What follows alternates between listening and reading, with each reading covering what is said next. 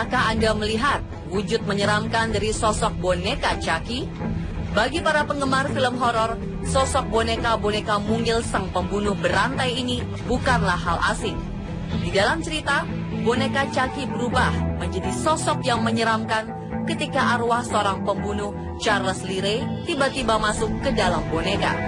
Alhasil, karena tidak ingin terlalu lama terjebak di dalam tubuh boneka, boneka Chucky berusaha keras mencari korban-korbannya yang kemudian dijadikan sebagai media. Seramnya lagi, boneka Chucky ini kemudian tidak segan-segan membunuh para manusia yang menyadari akan keberadaannya.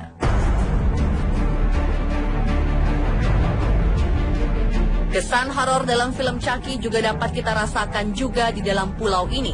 Yang lebih menyeramkan, di pulau ini tidak hanya ada satu boneka saja, melainkan ada ribuan boneka menyeramkan seperti boneka Chucky. Beberapa boneka bahkan kondisinya lebih buruk. Pulau menyeramkan ini terletak di pedalaman Xochimilco, kota Meksiko, atau Kanal Sebelah Selatan, Mexico City. Untuk mengakses ke pulau ini, para pelancong biasanya menggunakan kapal kecil yang disebut trajinera dari kawasan Huemanco Pier dengan waktu tempuh perjalanan sekitar 2 jam dari kota Meksiko. Pulau sepi yang tidak berpenghuni ini dipenuhi oleh ribuan boneka dengan kondisi kepala yang terpenggal, bagian-bagian tubuh yang terlepas, dan wajah tanpa mata yang menatap kosong.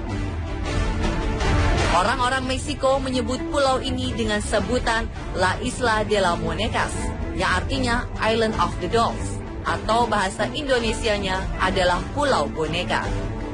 Cerita yang beredar di masyarakat, ribuan boneka ini dianggap hidup dan dipercaya kerap bergerak serta mengeluarkan jeritan di setiap malam. Inilah yang membuat Pulau Boneka La Isla de la Monecas dianggap sebagai pulau paling mengerikan oleh masyarakat sekitar. Timbul pertanyaan, dari manakah asal ribuan boneka tersebut? Bagaimana mereka bisa memenuhi dan mendiami pulau? Seperti apakah kisah asal muasal Pulau Boneka ini? Di balik itu semua, ternyata Pulau Boneka ini memiliki latar belakang yang sungguh menyedihkan.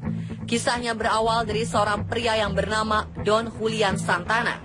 Ia adalah pria kelahiran La Asuncion, salah satu perkampungan tertua di Xochimilco pada 22 Oktober 1921.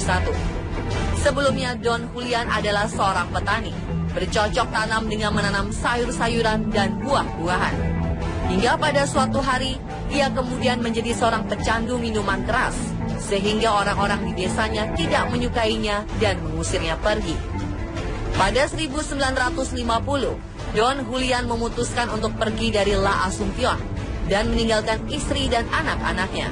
Ia memutuskan untuk memulai kehidupan barunya dalam pengasingan. Aneh, Don Julian memilih sebuah pulau tak berpenghuni di Danau Tesuilo.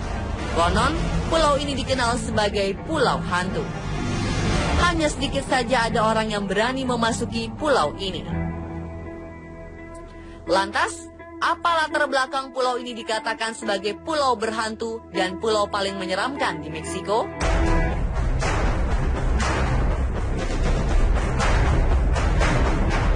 Menurut legenda setempat, dahulu kala hidup 3 gadis kecil.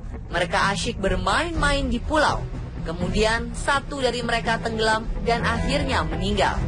Kabarnya, baru beberapa hari tinggal di pulau ini, Don Julian mengaku sering merasa dihantui oleh sosok gadis kecil yang tewas tenggelam di salah satu kanal dekat gubuknya.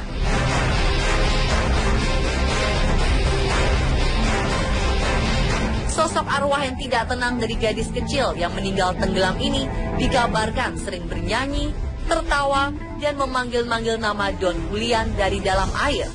Menurutnya, ada sesuatu yang menggaruk-garuk gubuknya dan juga mengetuk-ngetuk jendela.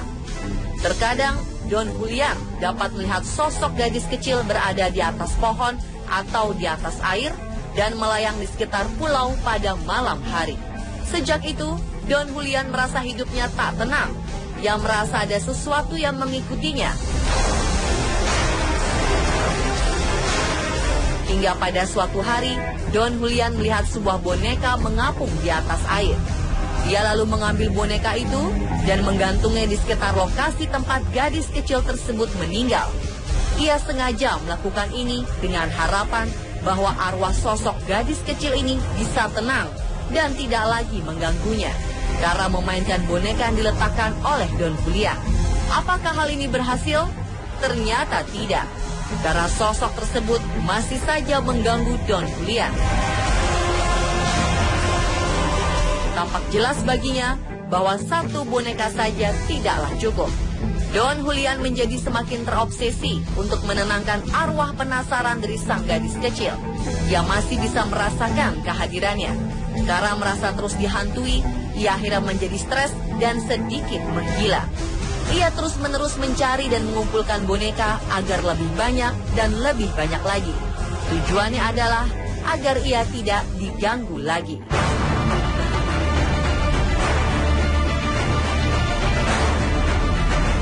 Namun satu yang menjadi pertanyaan, dari manakah asalnya ribuan boneka ini?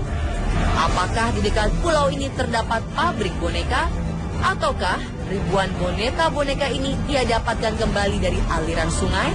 Bagaimana nasib dari Don Julian sendiri?